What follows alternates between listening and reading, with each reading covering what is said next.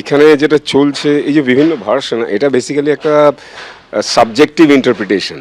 হ্যাঁ, এবং ধরো অনেকগুলো এলিমেন্ট রয়েছে, ধরো আমি এলিমেন্ট ভুলেও গেলাম, অনেকগুলো ব্যক্তি প্রত্যেকে তাদের সাবজেক্টিভ যে ইন্টারপ্রিটেশন বা সাবজেক্টিভ পার্সপেক্টিভ দিচ্ছে। যেটা দিচ্ছে না সেটা হচ্ছে যে অবজেক্টিভ ট্রুথ, একটা অবজেক্টিভ ট্রুথ, সেটাকে ছটা পার্সপেক্টিভ থেকে কিভাবে তাদের আনরিলায়েবল মেমোরি দিয়ে, মেমোরি কত শর্ট টার্ম হয় এবং ইন্টেনশনালি আমরা অনেক সময় মেমোরিকে ইউজ করি, so which is unreliable. So সেই আনরিলায়েবল মেমোরি এবং সাবজেক্টিভ ইন্টারপ্রিটেশন, এই দুটো জায়গা থেকে একটা নির্দিষ্ট ঘটনাকে কিভাবে প্রত্যেকের একটা সাবজেক্টিভ জায়গা থেকে দেখা, আর কি সাবজেক্টিভ ইন্টারপ্রিটেশনের জায়গা থেকে দেখা। এবং সেলফ অ্যাডভোকেসি, আমি এই শব্দটা অবশ্যই ব্যবহার করব। সেলফ অ্যাডভোকেসি বলা যায় যে প্রত্যেকে কোথাও একটা নিজেকে ডিফেন্ড করবার, যে একটা কোনো ঘটনা সম্পর্কে যখন কেউ কোনো কথা বলি, আমরা সবসময় চাই যে আমাকে আগে নিজেকে গার্ড করতে, সহজে ব্যাপারটাকে নেওয়ার একটা টেন্ডেন্সি আছে, যেন অ্যাজ ইফ সবটা হয়ে যায়। এই যে সবটা হয়ে যায়, এটা কত বড় ট্র্যাপ। এটা তো রেগুলার ঘটবে না, ধরো এই বাবিনের কেসটা রেগুলার ঘটবে না, বাট ঘটেছে তো। নিশ্চয়ই কথাবার্তা হবে আমার পরবর্তী স্টেপ কি হবে। যারা কার্যকরী সমিতির মাথায় আছেন তারা ডিসাইড করবেন কি হবে না হবে। আমার সাজেশন হচ্ছে এই পরস্পরকে দোষারোপ না করে আমার মনে হয় যাতে এই ধরনের ঘটনা না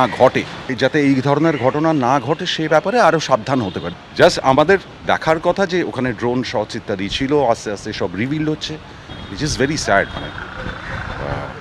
কিন্তু আমার মনে হয় রাহুল ওয়াজ অ্যান অ্যামেজিং গাই, ভালো অভিনেতা, ভালো মানুষ, ভালো বক্তা, শিক্ষিত ছেলে, বুদ্ধিমান ছেলে। আমাদের জন্য বিশাল লস, খুব বড় লস। রাহুলের মৃত্যু নিয়ে এত রকমের প্রশ্ন উঠছে, এত রকমের অসঙ্গতি দেখা দিচ্ছে, মানে প্রত্যেক মানুষের ভার্সন আলাদা আলাদা আলাদা আলাদা। সেইটা কেন, মানে সেইটার একটা পূর্ণাঙ্গ তদন্ত আমরা চাই। দুর্ঘটনা এত অসঙ্গতি কেন, তার তো ওটা দায় নিতে হবে কাউকে। এবং আপনারা জানেন যে আমাদের একটা অর্গানাইজেশন আছে আর্টিস্ট ফোরাম, সে আর্টিস্ট ফোরামও দায়িত্ব এড়াতে পারে না। এবং রাহুলের কেন এরকম হলো, এটা আর্টিস্ট ফোরামেরও দায়িত্ব খুঁজে বার করা। টেকনিশিয়ান ভাইরা নাকি ঝাঁপিয়ে পড়েছিল, কিন্তু তারা তো সাঁতার নাও জানতে পারতো, তারাও নিরাপত্তা কি আছে? এই প্রশ্ন কি ফেডারেশনের সঙ্গে, এই আলাপটা কি, এই কথোপকথনটা কি ফেডারেশনের সঙ্গে তার টেকনিশিয়ানদের হয়েছে, বা আর্টিস্ট ফোরামের সঙ্গে তার আর্টিস্টদের হয়েছে, যে এরকম যদি কখনো কোনো সিচুয়েশনের মধ্যে আর্টিস্টরা পড়েন অথবা টেকনিশিয়ানরা পড়েন, তাহলে তাদের নিরাপত্তার ব্যবস্থা কি? আদৌ কোনো নিরাপত্তা ব্যবস্থা প্রোডাকশন হাউসগুলো রাখে যখন এই ধরনের কোনো রিস্কি সিনস বা শর্টস হয়? সলিল্লা, দেখো, এই যে গাফিলতি বলো বা ক্রিমিনাল নেগলিজেন্স বলো, এটা তুমি অ্যাসার্টেন করতে এরমভাবে পারবে না। কে কি বললো না বললো on the basis of an unnatural ডেথকে সেটা করা সম্ভব নয়, আনলেস তুমি একটা স্পেসিফিক কেস করো।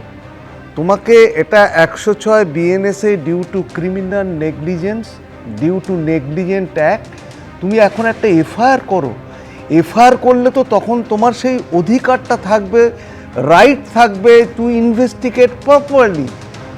এবং সেই ইনভেস্টিগেশনের পার্ট হচ্ছে প্রত্যেকের রোলটাকে এক এক করে ফিক্স আপ করা হবে।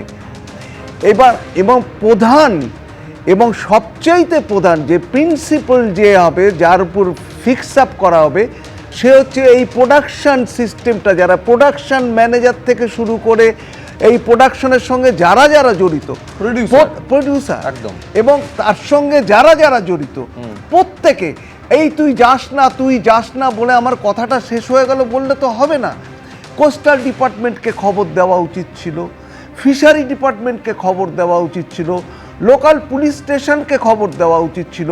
ওই রকম একটা সমুদ্র সৈকতের একদম নিকটবর্তী অঞ্চলে যখন শুটিং হচ্ছে, সেখানে তোমার কোস্টাল গার্ডদের যদি না বলা হয়, ওখানে নুলিয়া থেকে শুরু করে বোট থেকে শুরু করে রেস্কিউ অপারেশন থেকে শুরু করে এই যে সমস্ত না করা, due to negligence, gross negligence, তোমাকে 106 বিএনএসএ immediately it attracts BNS 106 against the perpetrator responsible for this negligence.